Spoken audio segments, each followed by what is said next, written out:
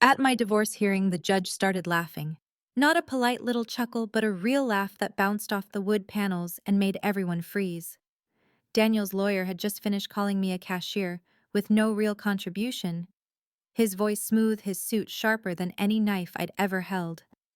Daniel sat beside him in his tailored navy Rolex, catching the cold fluorescent light jaw tight, like he was above all of this. Behind him, Olivia crossed her legs, perfume drifting even from the gallery eyes glued to the judge.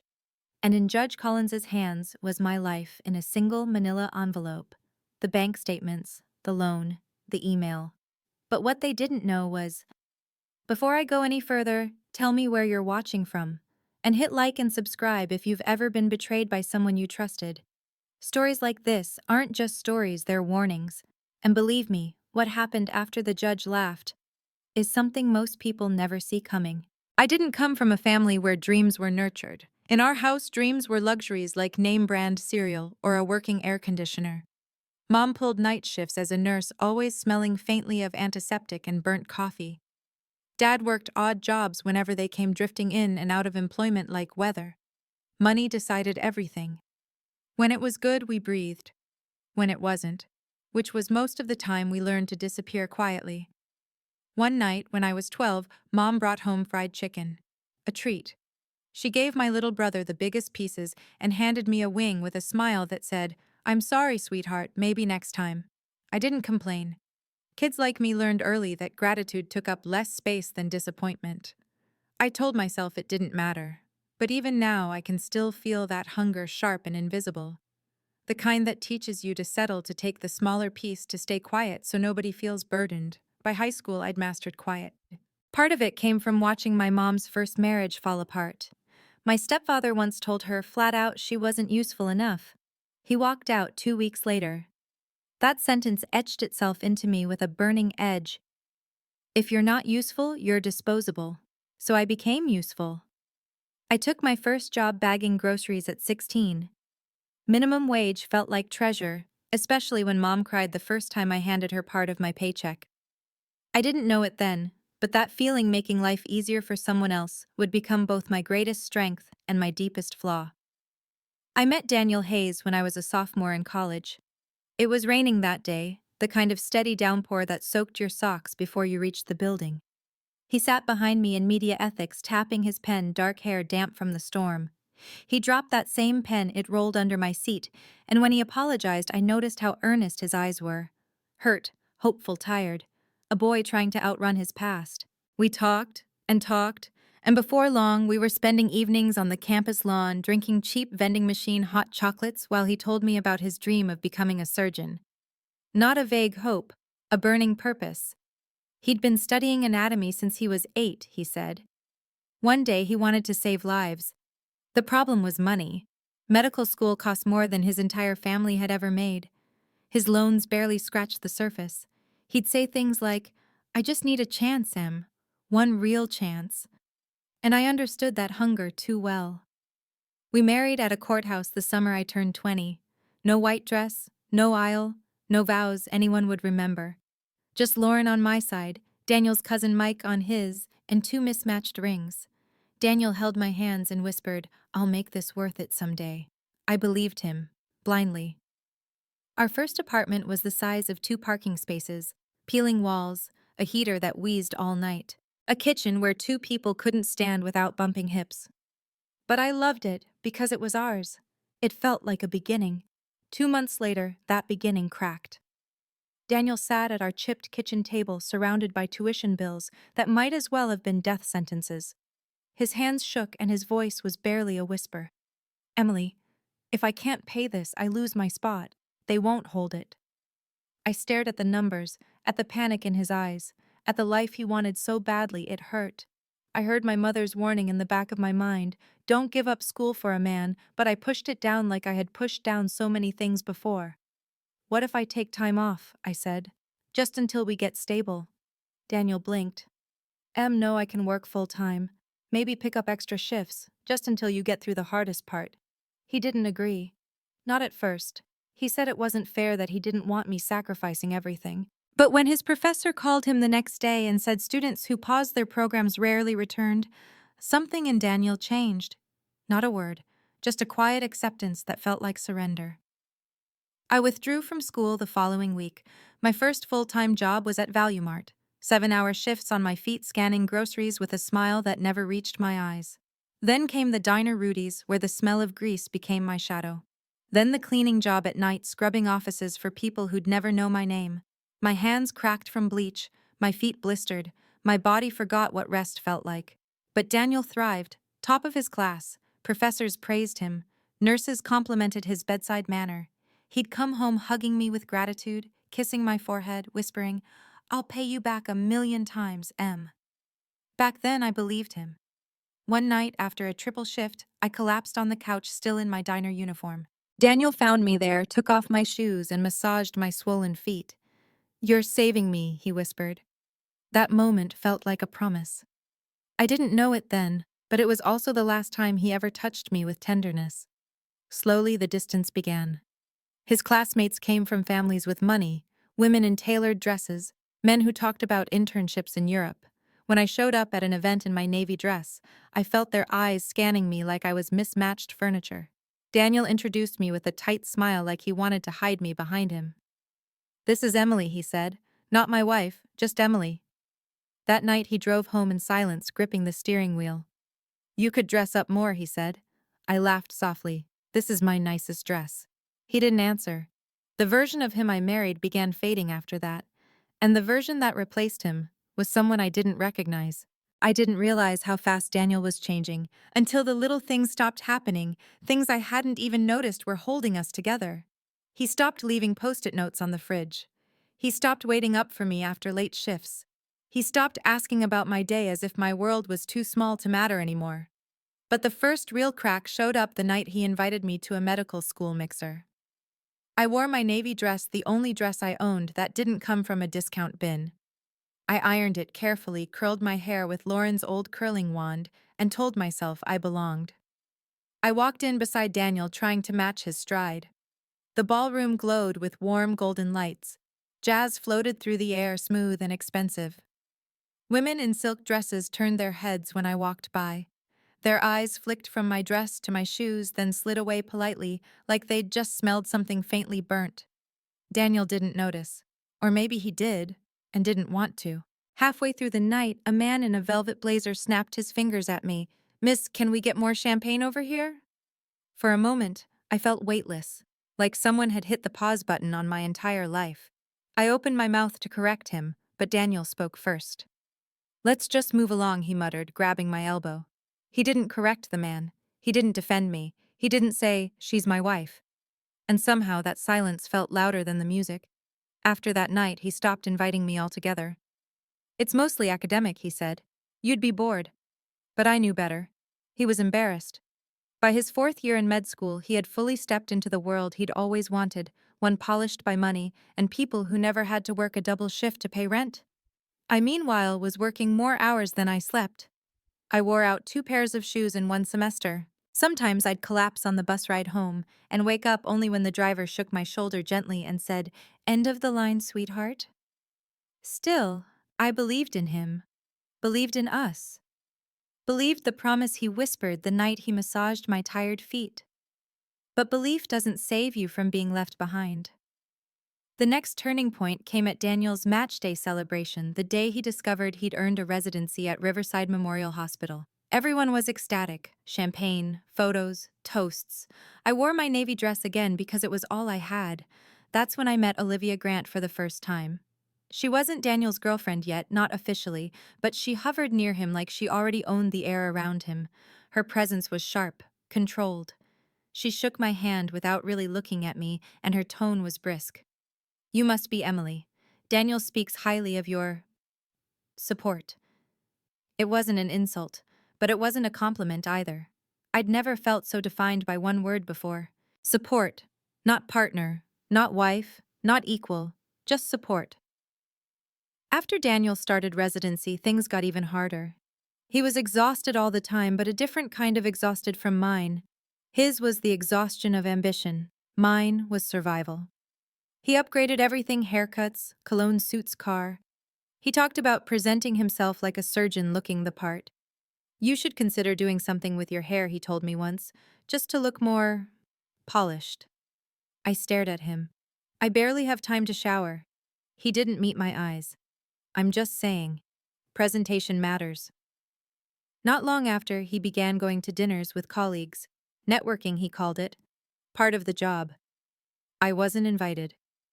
On the days I worked at the diner, I sometimes served couples who looked like Daniel and Olivia, polished men and elegant women. And every time I carried a tray past them, I felt like I was staring at a life that had moved on without me. Then came the first undeniable sign that something was wrong. One afternoon, Daniel left his laptop in the car. He asked me to grab it. When I opened the passenger door, the screen lit up with a notification.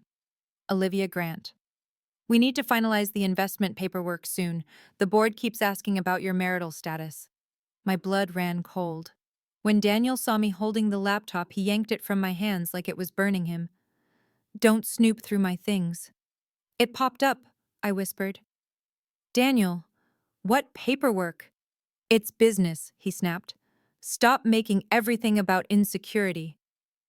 In one sentence, he managed to erase months of dread.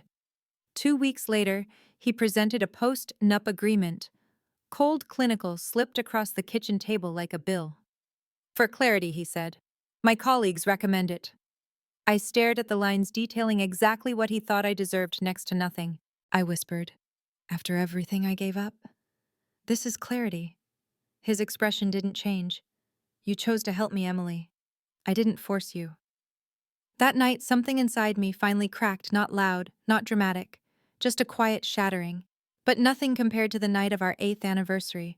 I planned everything: a dinner he loved, candles, my navy dress freshly washed. I wanted to remind us of who we used to be. He came home at almost 10 wearing a suit smelling of a perfume I didn't own. You shouldn't have, he said flatly. I already ate. Daniel, it's our anniversary. Emily, you need to stop clinging to things. Clinging, I whispered. His eyes were cold. You're an anchor. You don't fit my life anymore. Those words didn't break me. They freed me.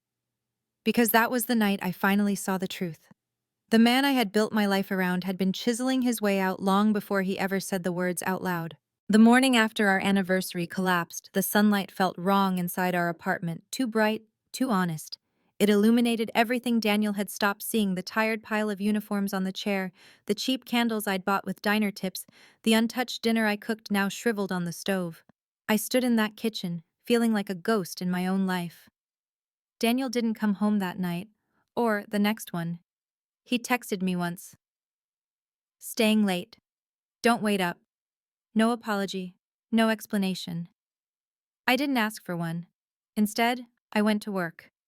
Value Mart, then Rudy's, then the office building. I wiped down desks at 11 p.m. and pretended my world wasn't falling apart. But every time the elevator dinged behind me, my shoulders tensed, half expecting Daniel to walk in, half praying he wouldn't. By Friday, I'd memorized the silence, but Saturday delivered the first hit. I came home from a morning shift to find Daniel sitting on the couch scrolling his phone. He didn't look up when I walked in. Hey, I whispered. His eyes stayed on the screen. I stood there awkwardly waiting for something. A question, an apology, a greeting, anything. After a full minute, he finally glanced at me. His eyes stopped at my uniform. You're wearing that home, he asked. It's my work uniform. He made a faint sound, half sigh, half disappointment. Couldn't you change before coming back? You track the diner smell into the building. I blinked. Daniel, I worked 6 hours. I just got home. I know, he snapped, and now everything smells like grease. He stood up, brushing past me like I was in the way. A week ago, I was planning an anniversary dinner for him. Now he couldn't stand the scent of my job. That was blow one. Blow two arrived like a slap disguised as politeness. I was at Value Mart when Amanda Lee walked in, the perfect surgeon's wife, with hair that never frizzed and a voice that always sounded faintly amused. She didn't recognize me at first. I was stocking shelves in my red vest, hair tied back, hands rough. She asked where to find almond flour. I pointed to aisle 8. She took 2 steps, then paused, squinted. Emily, is that you? My cheeks burned. Yeah. Hi, Amanda. Her eyes flicked to my vest, then back to my face. Still, working here. Yes, I said quietly. She smiled the pitying kind. That's dedicated of you.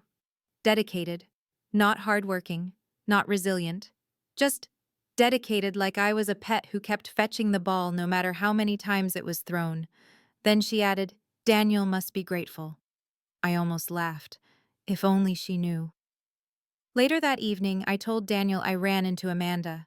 He didn't care. Then, with a straight face, he said, You know, maybe you should consider doing something else. Something less visible. I stared at him. Visible? He cleared his throat. It's just my colleagues shop there. It's awkward sometimes. Awkward. My very existence had become awkward. That was blow 2. Blow 3 came from a text message that wasn't even meant for me. I was swapping laundry between machines when Daniel's phone buzzed on the counter. The screen lit up. Normally I wouldn't look, but the preview was right there. Olivia Grant, we can't move forward with the board until things are clean on your side. My entire body went still. Clean. The word scratched at my ribs. Daniel emerged from the hallway, hair damp, shirt half buttoned. Why do you have my phone? It buzzed. He snatched it without breaking eye contact. You don't touch my things. I didn't touch it, just lit up. He sighed like I was exhausting him. Emily, it's work. Don't get paranoid. Paranoid, Daniel. What does clean mean? He scoffed. You overreact to everything. No wonder I can't talk to you about business. He left the room before I could reply. My heart didn't break, it hardened. That was blow 3. Blow 4 came when Daniel announced he wanted to move again. We were still paying off the furniture from the Westbridge Tower apartment, but Daniel returned from work one night talking about a new building near the river. Bigger place, better reputation. Surgeons live there. Daniel, we can't afford that. He waved a hand. I can, but I can't, I whispered. He shrugged. Then work more hours. It hit me like a fist to the chest. I was already drowning in shifts. I was already giving him everything. Daniel, I whispered. When do I get to live too? He stared at me like he genuinely didn't understand the question. You don't need that much, he said simply. Your lifestyle is different from mine. Your lifestyle. His tone made it sound like I was still living in poverty on purpose. That was blow 4. Blow 5 arrived at a fancy restaurant where I never belonged. Daniel's colleagues invited us to dinner. Well invited him, and he reluctantly brought me along. The restaurant smelled like oak and money. I wore the navy dress again because it was all I had. Halfway through the night, Amanda leaned across the table. So Emily, she asked sweetly, are you planning to advance career-wise? I forced a smile. I'd like to go back to school eventually. Daniel sighed loudly as if embarrassed. Emily doesn't need school. She's fine with what she does. Her eyebrows lifted. Really, I felt my face heat. I just haven't had the chance. Daniel cut in again. She's comfortable where she is. Comfortable. In what world was I comfortable working 3 jobs? Then Thomas Lee laughed. Man Hayes, you've got to upgrade her lifestyle. You're a surgeon now. The table chuckled.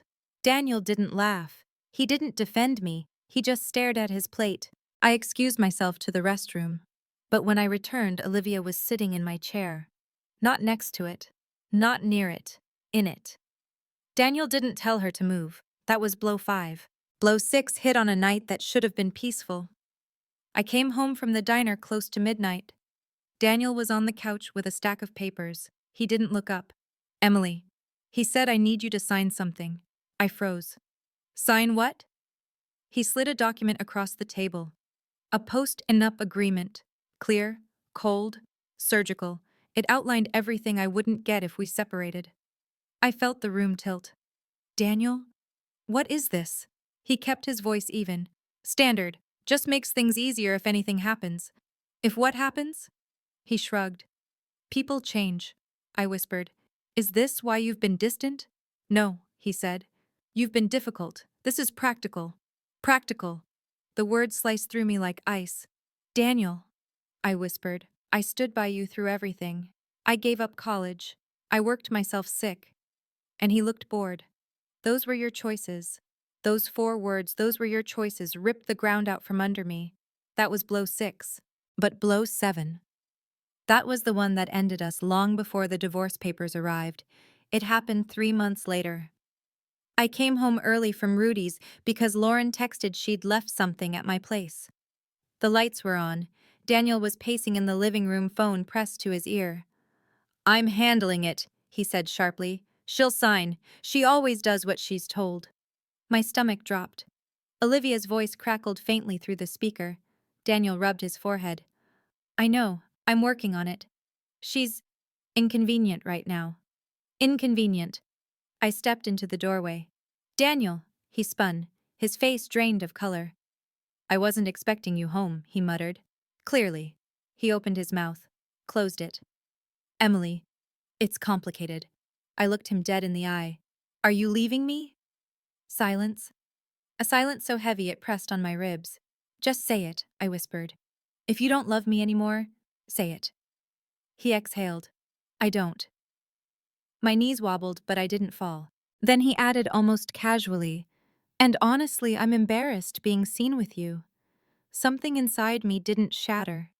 It went still, completely terrifyingly still. That night he packed a bag, told me his lawyer would handle the rest. He closed the door like he was leaving a hotel room, not a marriage. And for the first time in years, I heard my own heartbeat again. Raw, steady, very, very alive. Because blow 7 didn't break me. It woke me up. Lauren didn't arrive with soft sympathy the night Daniel walked out. She arrived like a storm-sharp, decisive all-business the moment she stepped through the door and saw me sitting on the floor, still in my diner uniform, staring at nothing. "Emily," she said, dropping to her knees beside me, "tell me exactly what happened." I told her everything. Every word, every look, every silence. She didn't gasp. She didn't cry. She didn't even curse. She simply stood up and said, "Get off the floor. We're not doing the victim thing." I didn't have the strength to argue. She helped me up, made me drink water, sat me at the kitchen table. Then she rolled up her sleeves like she was about to take apart an engine. "You're going to tell me everything Daniel spent, everything he hid, everything you paid for. All of it. We're making a timeline tonight." "Tonight," I whispered. "Yes," she said. "Because he's already 3 months ahead of us. He's been building his exit while you were holding the roof up." I didn't deny it. I couldn't. Lauren pulled out her laptop. "Let's start with your bank accounts." I felt sick. "Lauren," he said, "none of that matters. That I didn't contribute anything." Lauren slammed her pen onto the table. "Emily, stop repeating his words like they're truth." I froze. She took a deep breath. "People like Daniel weaponize language. They make you believe their version of the story because it benefits them. But numbers don't lie. Paper doesn't lie. And you," she pointed at me, "you've been carrying him for years." And so we began. The first folder Lauren created was labeled Financial Contributions. Emily. She insisted we go back 8 years. Every statement, every deposit, every withdrawal. Hours passed. My eyes burned. My head throbbed. But slowly the truth formed in black and white lines. Rent, utilities, groceries, Daniel's textbooks, Daniel's scrubs, Daniel's exam fees, Daniel's stethoscope, Daniel's laptop, Daniel's parking permit, Daniel's gas, Daniel's coffee habit during residency, even Daniel's MD licensing fees, all paid from my accounts. I stared at the highlighted lines, hundreds of them, and felt dizzy. I didn't realize it was everything. Lauren didn't look up. He did. Then came the loan. I knew we'd find it eventually buried somewhere in the boxes under my bed, the ones full of diner aprons and old pay stubs. When I pulled out the folder and saw the bank's logo, my hands trembled. Lauren opened it, scanned fast, then froze. "This is a personal loan," she whispered. $45,000, in your name only." I nodded weakly. "And this," she lifted a smaller paper tucked behind it, "is a promissory note. Daniel's handwriting, his signature, his promise. I'll repay you once residency ends. Thank you for believing in me. I'll make this worth it." My throat closed. He forgot. "No," Lauren said coldly. He ignored it. "There's a difference." She slid the note into a plastic sleeve like evidence in a crime drama. This goes straight into the packet for the judge. The next folder Lauren made was labeled Misconduct, Daniel. And this one nearly broke me. It started with the email. Lauren's eyes had circles under them when she said, "I think he sent me something old. Back when we were in law school." She dug through her archived emails. Hundreds. Thousands. Then she found it. Subject, post, NUP, draft. In it, I need to make sure Emily walks away with as little as possible if this doesn't work out. 11 months before he served me divorce papers. I stared at the laptop until my vision blurred. My chest tightened like someone had wrapped a belt around my ribs and pulled. "He planned to get rid of me," I whispered. Lauren didn't sugarcoat it. "Yes, he planned your exit the way he planned everything else, quietly, strategically, selfishly." I felt the room tilt. But Lauren grabbed my wrist. "Emily, this is not the moment you crumble. This is the moment you get your power back." The final blow, the one that tied the whole thing into something monstrous, came when Lauren subpoenaed Daniel's financial records. The envelope arrived 3 days later, thick, heavy, filled with the kind of truth people ruin themselves trying to hide. Lauren flipped through the statements, her brows pressed together. Then her eyes widened. She said. "Sit down." My stomach nodded. "What is it?" She turned the page toward me. $75,000 transfer. Grant Biotech memo. Initial founder investment source joint marital account. "Olivia," I whispered. Lauren nodded. "This isn't just cheating. This is misappropriation of marital funds. And the judge is going to have a field day." I felt something inside me shift. Not pain, not heartbreak, something colder, something sharper. For the first time, I wasn't the drowning one. Daniel was. But none of that compared to the moment Lauren finally asked, "What do you want out of this?" Emily, not legally. Personally. I hadn't thought about it. I didn't know how to think about it. I'd been in survival mode for so long, the idea of wanting anything felt foreign. I want... My voice broke. "I want the truth to matter." Lauren nodded. "It will." What else? She pressed. "I want him to see me," I whispered. "Just once more. Not the version he decided I am. The real me." Lauren leaned closer, her voice low. "Emily, in that courtroom, he won't be able to ignore you. Not with what we have." Her certainty settled around me like armor. Over the next 2 weeks, we built our case like constructing a weapon. Lauren rehearsed my testimony with me at least 20 times. "Speak slowly, don't argue, don't apologize, don't cry unless it's real. And for the love of God," she added, "don't let him bait you." She taught me how to sit shoulders back, chin level, how to breathe quiet, steady, controlled, how to answer sad truth, not emotional ramble. One night she said, "You've spent years making yourself small for him. Tomorrow you stop shrinking." I didn't sleep that night. My mind replayed every insult, every dismissal, every corner of my life I had abandoned to build his. By the time dawn crept through my blinds, something inside me had settled. Not rage, not fear, not despair, resolve, a steady, cold resolve. The morning of the hearing, I put on my navy dress again. But it wasn't the same dress. And I wasn't the same woman. I tied my hair back neatly, pressed my palms against the bathroom counter, looked into the mirror until my reflection stopped shaking. "You survived everything he didn't see," I told myself. "And today, he's going to see all of it." I walked out of the apartment lighter than I had felt in months. On the courthouse steps, Lauren handed me the manila envelope, the envelope that held every ugly truth he'd tried to bury. She didn't say much. She didn't have to. "Ready?" she asked. I took a deep breath. Yes. And with that, we walked inside. Not as victim and lawyer, but as truth and consequence. As the two forces Daniel never believed would meet him head-on. As the beginning of the end he thought he'd carefully engineered. The courtroom felt colder than the air outside. Maybe it was the fluorescent lights, too sharp, too white, or maybe it was the way everyone looked at me when I walked in. People always underestimate women who show up quietly. They assume quiet means weak. They assume soft means breakable. But I wasn't the soft thing in that room anymore. Daniel was already seated with his lawyer when Lauren and I approached the table. He didn't look at me. He looked through me as if I were a stranger who had wandered into the wrong place. His suit was immaculate navy blue with a silver tie. He chose the color deliberately. Powerful men wore navy. Men who wanted to win wore navy. He didn't know that losing had already begun for him long before he stepped inside. Across the aisle, Olivia sat in the gallery legs, crossed hands folded over a designer purse. She didn't make eye contact either. She didn't have to. Her posture said everything. I'm above this. I don't belong in your messy personal problems. But she did. She belonged in them more than she knew. The bailiff called court into session and every muscle in my body tightened. Lauren's hand brushed my arm, once calm, intentional grounding. Judge Rebecca Collins entered like a woman who had seen too many lies in her lifetime and had run out of patience for all of them. Her gray hair was pulled into a stern bun, her expression carved from iron. She sat, looked over the room, tilted her glasses down slightly. Let's proceed. Daniel's lawyer rose first. Smooth, polished. A voice built for rooms like this. Your Honor, he began. Our position is straightforward.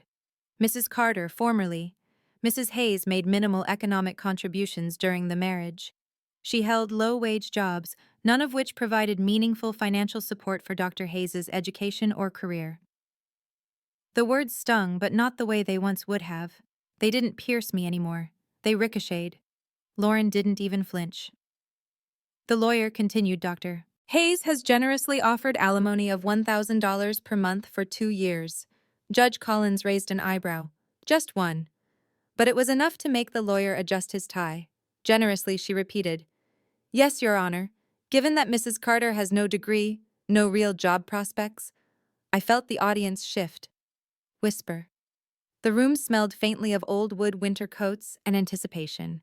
And the lawyer added, Dr. Hayes is willing to allow her to keep her car, a 2015 Honda Civic. A ripple of murmurs moved through the gallery. Olivia's posture stiffened, not much, but I caught it. She was bracing herself. Lauren stood slowly like she had all the time in the world. Your Honor, with your permission, we'd like to introduce additional evidence. Daniel's lawyer scoffed. Evidence of what Mrs. Carter's employment at Valuemart. Lauren ignored him. She turned to me and nodded our cue. I rose. My hands were steady as I picked up the manila envelope. Steady because they weren't carrying shame anymore, they were carrying truth.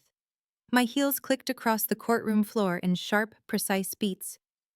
When I reached the bench, Judge Collins watched me with a kind of curiosity, as though she knew something unusual was about to unfold.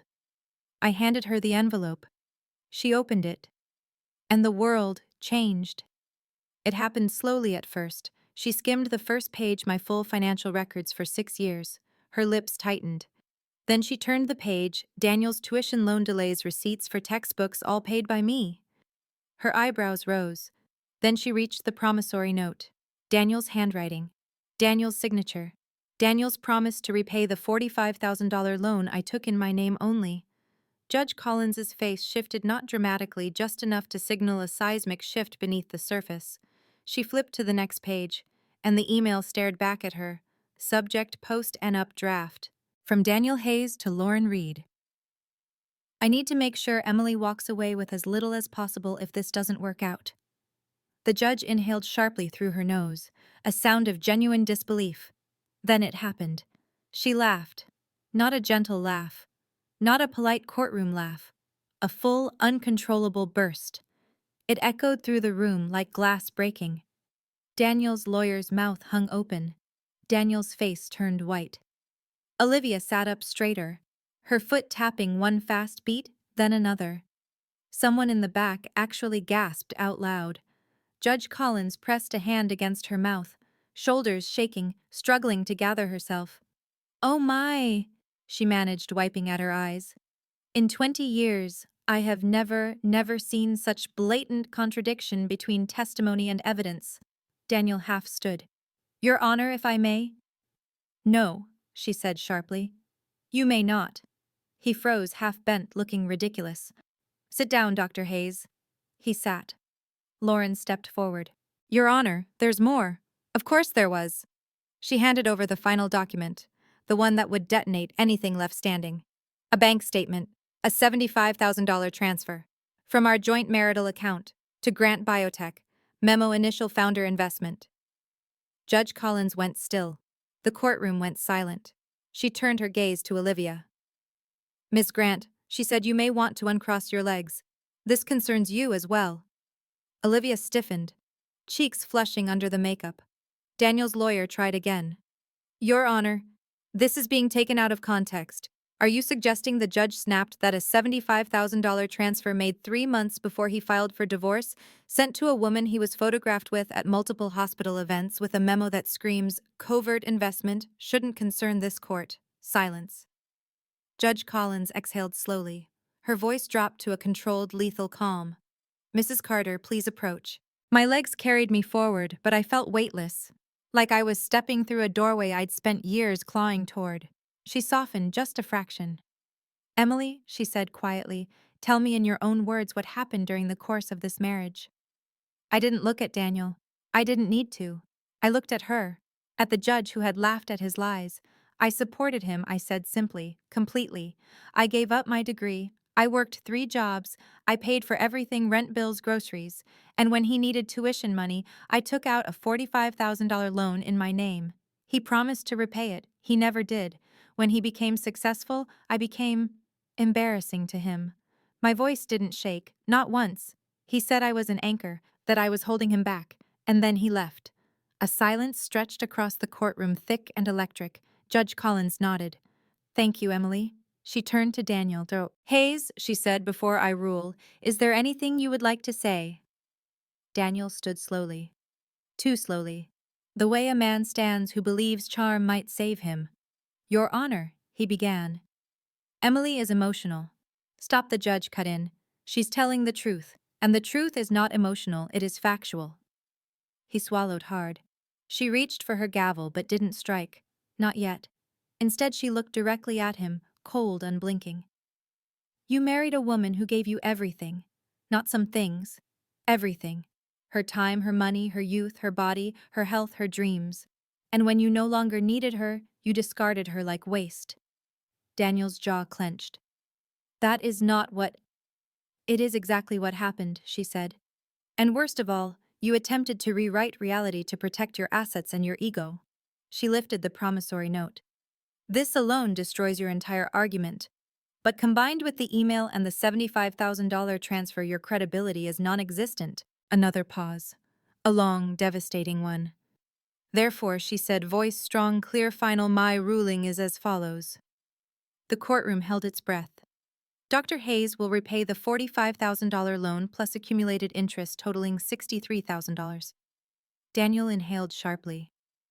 Mrs. Carter is entitled to 50% of all marital assets, including retirement funds, home equity, and investments.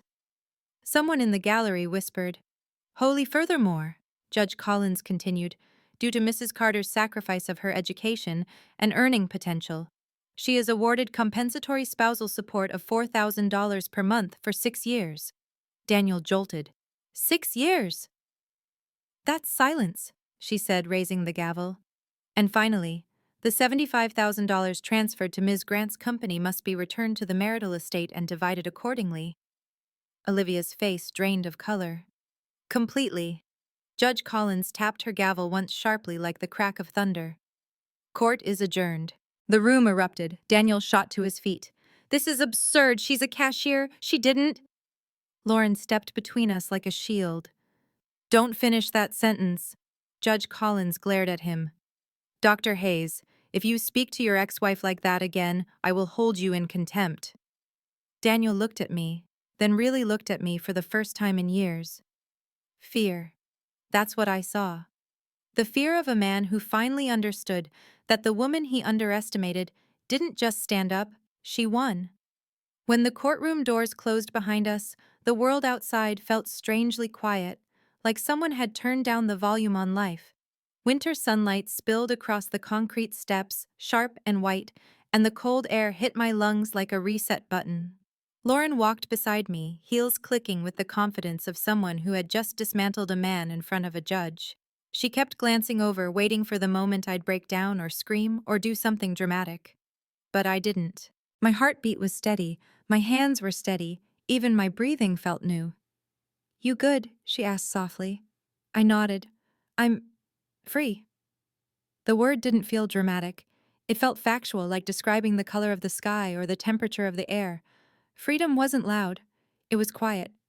Quiet like the first breath after being underwater too long. Behind us, Daniel and his lawyer were arguing in harsh whispers. I didn't turn around, but I heard enough. You told me she had nothing. You didn't show me any of this evidence. You should have controlled her. You should have paid your damn loans.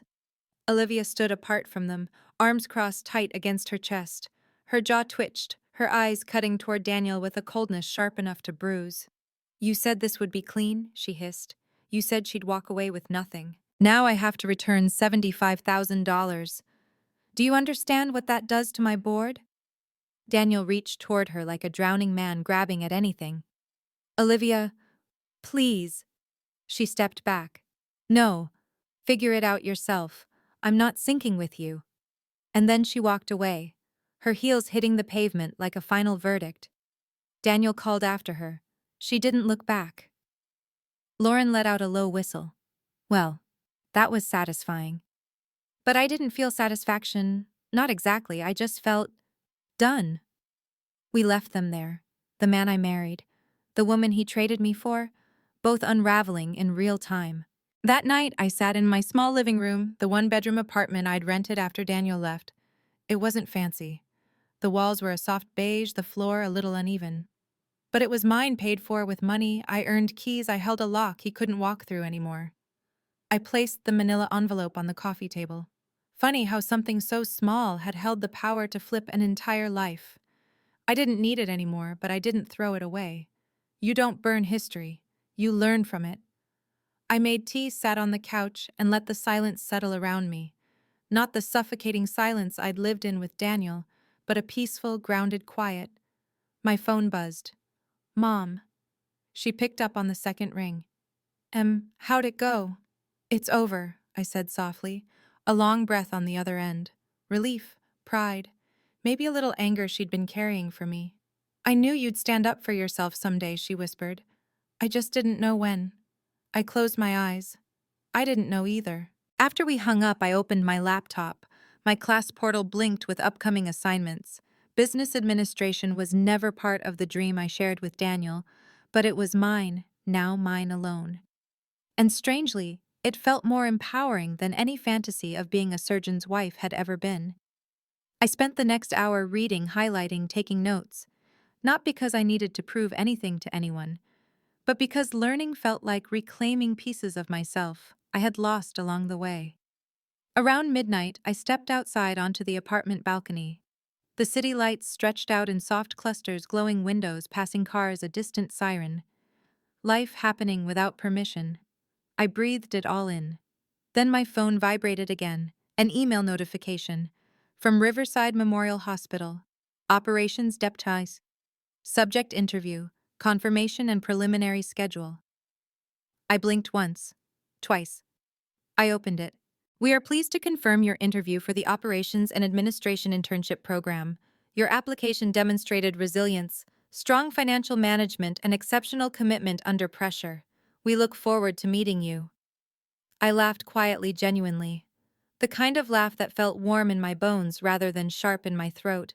Riverside Memorial, Daniel's hospital, his world. And now they wanted me. Not as someone's wife, not as someone's shadow, not as support, but as someone with potential, someone worthy. The irony wasn't lost on me. Life has a way of circling back, placing you in front of the very doors you once stood behind, only this time with keys. I typed back, confirmed. I'll be there. When I hit send, something inside me clicked into place, not revenge, not triumph, but self-respect. The kind you only earn after losing everything you weren't meant to keep. Because here was the truth that settled deepest. Daniel destroyed our marriage. But in doing so, he accidentally handed me the one thing I never had: a clean slate. A chance to build a life not shaped around someone else's ambition. A life where my value wasn't measured by sacrifice. A life that belonged entirely to me. The world looked different now. Not smaller, not darker, bigger, wider, sharper. A world I could actually step into instead of just surviving next to. I whispered into the cold air, not for anyone else, just myself. I'm not done. Because I wasn't. Not by a long shot. What Daniel didn't understand was this: sometimes the best revenge isn't flames or destruction or watching someone fall. Sometimes the best revenge is building something so strong, so stable, so undeniably yours, that the person who broke you has no place in it. And as I closed the balcony door behind me, the night felt full of possibility, like the start of something that wasn't just survival, but rebirth. If you've ever been underestimated, overlooked, or treated like you were disposable, then you know exactly why stories like this matter. Emily's story isn't just drama, it's a reminder that quiet people break loudly, and when they finally stand up, the whole room feels it. If anything in her journey hit you, stay with me. There are more stories coming, more truth, more justice, more women reclaiming their lives, one decision at a time. If you've ever felt like the outsider in your own family, subscribe. This story isn't over.